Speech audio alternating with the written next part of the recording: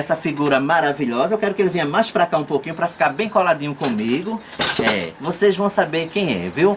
Bom, nesse momento, gente, eu estou aqui com um ator, diretor, produtor, um dos grandes produtores e autor, diretor de rádio, de teatro, 30 anos de carreira. Eu acho que tem mais, mas ele diz que é 30, eu não sei. Antônio Nogueira, grande nome de Pernambuco, da cultura, da comunicação, de tudo, gente. Boa tarde, tudo bem, Antônio? Boa tarde, Jailton, boa tarde a todos os ouvintes, aos amigos que estão aqui no estúdio com a gente. É um prazer enorme estar aqui com você, é um prazer enorme estar participando do programa Jailton Arruda. Agora, eu quero saber o seguinte, Antônio, todo mundo lhe conhece como um grande produtor. Além de ser produtor, você é diretor. Eu quero saber como tudo começou, quem você já produziu, peças de teatro. Me fala, me faz relembrar tudo aquilo que você já fez aqui em Pernambuco, Antônio. Jailton, eu vim da Paraíba, eu sou de Campina Grande, mas encontrei aqui o espaço para trabalhar, o espaço para mostrar o meu trabalho. Eu realmente sou autor, sou um dos mais montados aqui em Recife. Consegui essa proeza porque é difícil, e você tem um espetáculo seu montado. Já tive espetáculos com a Trupe do Barulho, já escrevi para a Trupe, já trabalhei com Jason Wallace, a nossa Cinderela, fomos sócios na Oxmanhã Produções durante 6 anos, e entrei para a rádio assim, numa coisa meio doida.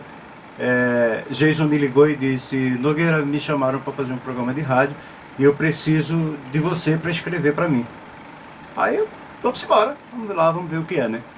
E fui e fizemos a Tarde do Barulho na Top FM. Tá entrando um grande amigo aí, Everaldo, grande figura. Geraldo, né? Produtor, né? Everaldo, Que coisa boa. amigo.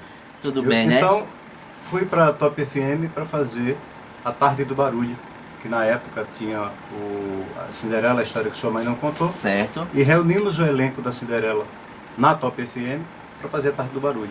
E com um mês de trabalho, nós já estávamos em primeiro lugar na audiência. Que coisa boa. Foi uma doideira. Então, daí a própria rádio, me chamou para fazer mais 2 programas. Então eu fazia de manhã o Bom Dia Alegria, com o Paulinho Pontes, que fazia a madrasta da Cinderela. E à noite eu fazia com o Rick de Castro, que hoje está na Transamérica, no sanatório. Eu fiz uns 4 ou 5 anos com o Rick de Castro. Era o Arriégua, que era um programa regional muito engraçado. O Rick tem um potencial muito grande de imitar pessoas e tudo mais. Então a minha trajetória vem disso aí, entendeu? Essa coisa. Montei com o Dr. Antônio Stênio o programa chamado Visita de Médico, que a gente tinha uma vez por semana, o doutor respondendo as perguntas dos ouvintes sobre cardiologia, sobre clínica geral. E hoje ele está aqui. Que bom. Que bom. Ele vai estar aqui. Maravilha.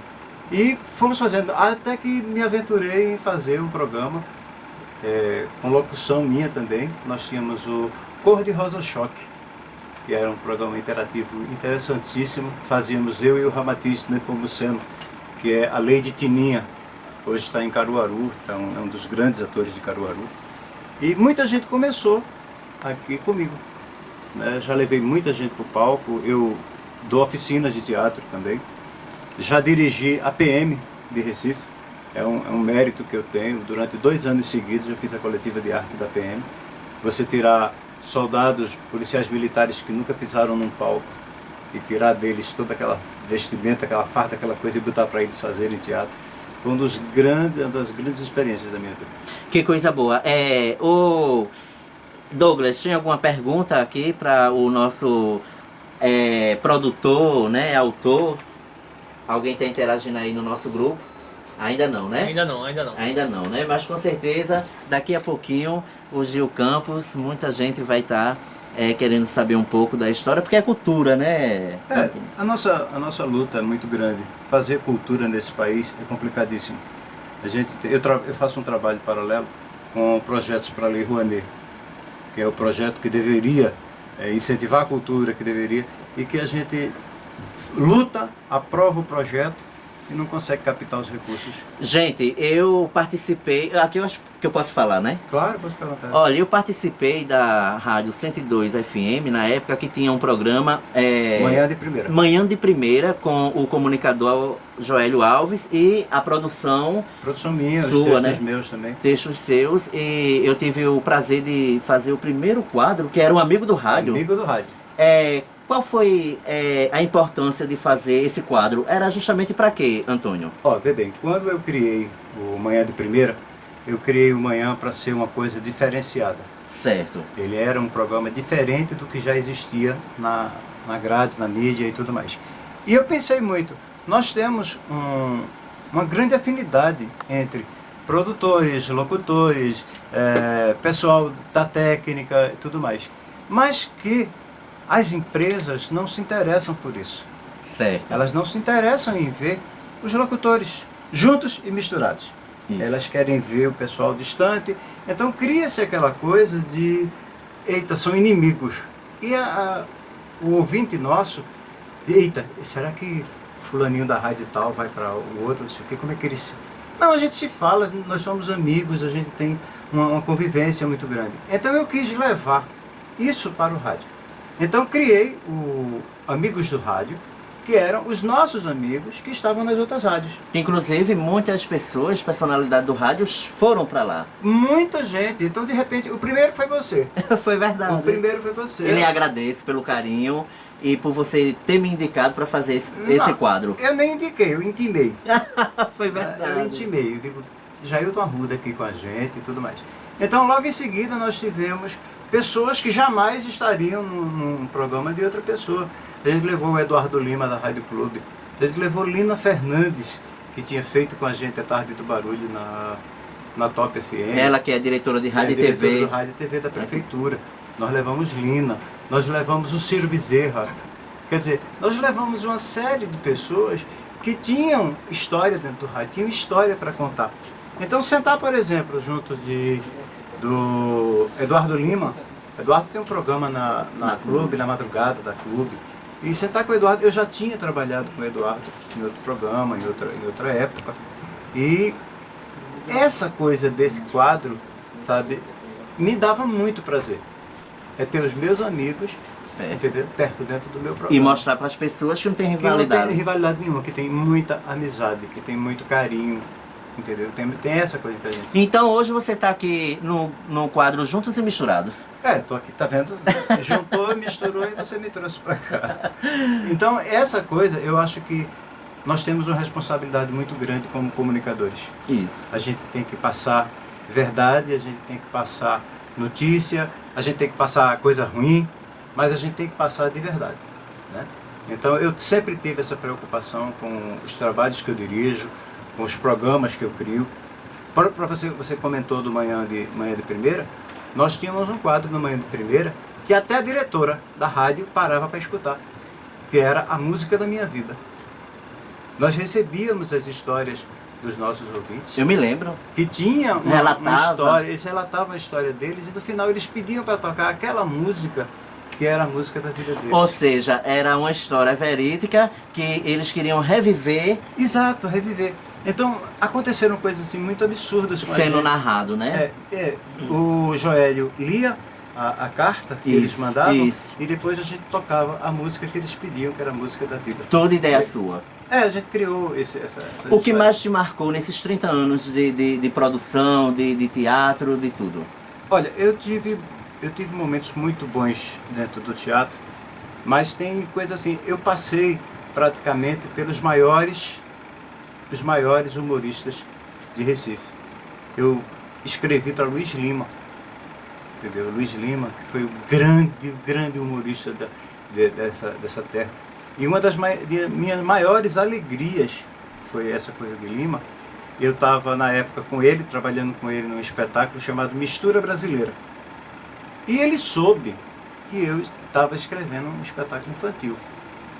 Aí quando nós íamos começar os ensaios do infantil, ele chegou para mim e disse: "Você está escrevendo um infantil?" Aí eu disse: "Estou, Lima." "E por que você não me chamou para fazer?" Até então, o que eu sabia de Lima é que era um grande ator, mas que era um ator de comédia, de humor e tudo mais. Aí ele disse, você não é o autor do espetáculo? Eu disse, sou. Você não é o diretor? Eu disse, sou. Escreva um personagem para mim.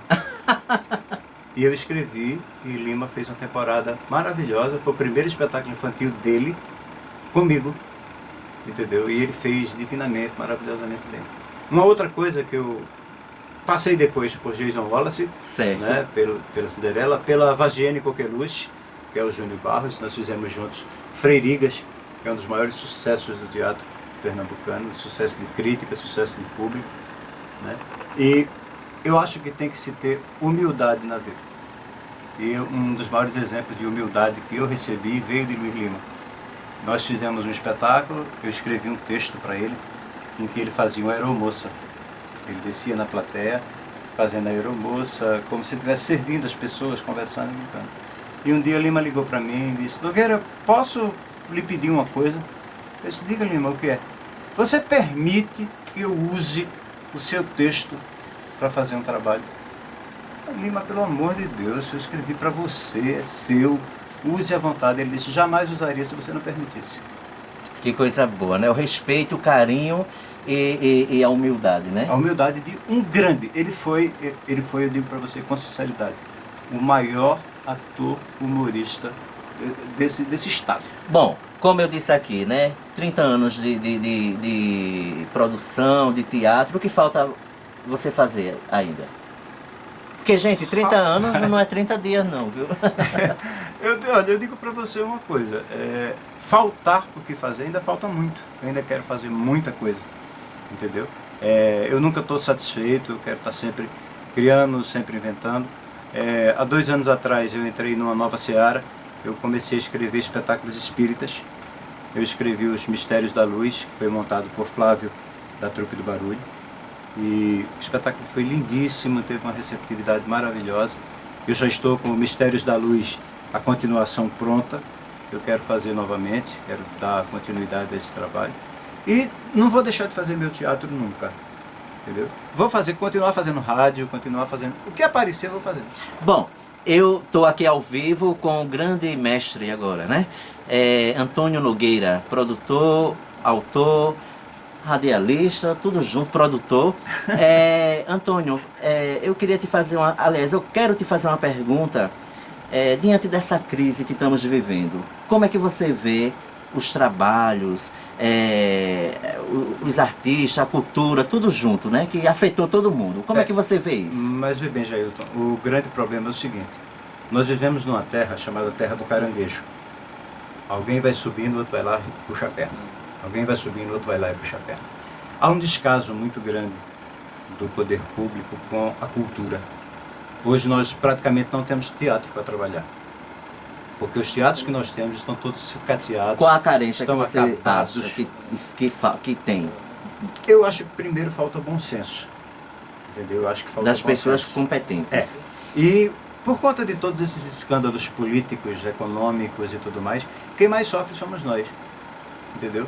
Porque chegou alguém e deu um desfalque na Fundarp de milhões. Esse dinheiro nunca chegou na mão dos artistas. Mas fez falta. Aí hoje em dia você tem que participar de um processo seletivo para uma coisa chamada Funcultura. E você chega lá, eles botam um teto, você só pode ter 80 mil reais para fazer um espetáculo e dar 10 apresentações. Quando você monta o espetáculo, que você faz as 10 apresentações, acabou o dinheiro. Então você não tem como seguir. Então você faz 10 espetáculos e enterra o espetáculo. É triste, né? Porque lamentável. aí você não tem para onde levar, porque não tem teatro. Você não tem como levar para fora do estado, porque não tem verba, não tem dinheiro. E para você ir arriscar bilheteria em outros estados, você tem que ter um suporte. E esse suporte não vem. Bom, então estivemos aqui com o nosso querido Antônio Nogueira. Tem alguma pergunta para ele, Douglas? Tenho uma pergunta aqui do nosso amigo Gil Campos, da cidade de Ilhéus, aqui, ele está perguntando aqui. Jailton, pergunta ao convidado, por favor, se ele acompanhou o programa A Hora do Fuá, na Rádio Antiga, Clube, e como ele vê o humor que se faz hoje na rádio. Tipo, a turma do Sexta Básica, na Rádio Recife FM. Ó, vê bem, Gil, né? Gil Campos. Gil Campos. Gil, eu sou meio cético com relação a essa coisa do humor de hoje. Principalmente o humor televisivo. Esse humor televisivo de hoje dá uma pena. A gente dizia muito isso no programa da Cinderela. Ô, mulher, dá uma pena. Porque é ruim demais. Você pega aquele programa da Globo, Tomara que Caia. Eu tô torcendo, rezando para que caia mesmo, de vez que saia do ar. Porque ninguém aguenta aquilo, pelo amor de Deus, é ruim demais. Aí você vê, mudou a forma de fazer humor. Aquele pé na cova é um pé em outro canto. Na jaca. Entendeu? É terrível. E o que falta no humor do rádio hoje é produção. Faltam textos inteligentes, entendeu?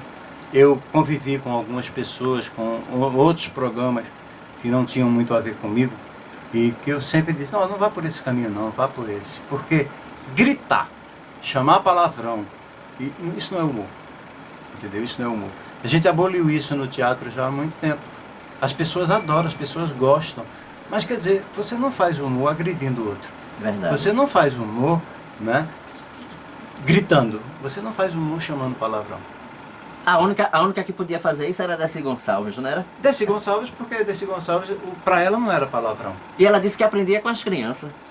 Não, e o humor de Desi é muito mais leve, muito mais suave, entendeu? Do que muita coisa que está aí. É verdade. Muita coisa que está aí. Então, quer dizer, você tem que ter cuidado com o que você faz, né?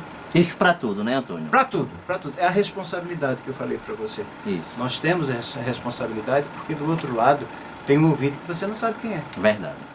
Você não sabe quem é. Uma vez nós contamos uma história no programa da Cinderela, e inclusive uma história inusitada. Um rapaz ligou pra gente pedindo um conselho à bicha madrinha, que era a Roberto Costa que fazia. E ele contou uma história que conheceu um taxista e que se apaixonou pelo taxista e que foi para um motel com um taxista, não sei o quê. E ele queria saber da fada madrinha, da bicha madrinha, o que era que ele poderia fazer para encontrar o rapaz. Aí a fada madrinha fez o jogo das cartas dela lá, deu a resposta para ele e tudo mais. Foi uma questão de 5 minutos do taxista ligar. Pelo amor de Deus, esse cara deixou o telefone. Esse cara deixou o telefone. Foi comigo que ele saiu, ele deixou o telefone. Nós não tínhamos essa coisa de passar esse telefone para ninguém. Não podíamos passar esse telefone. Mas aquela história, você não sabe quem está do outro lado. Você não sabe quem você vai atingir. É verdade. Então tem que ter responsabilidade. Bom, gente, vamos para o nosso apoio cultural.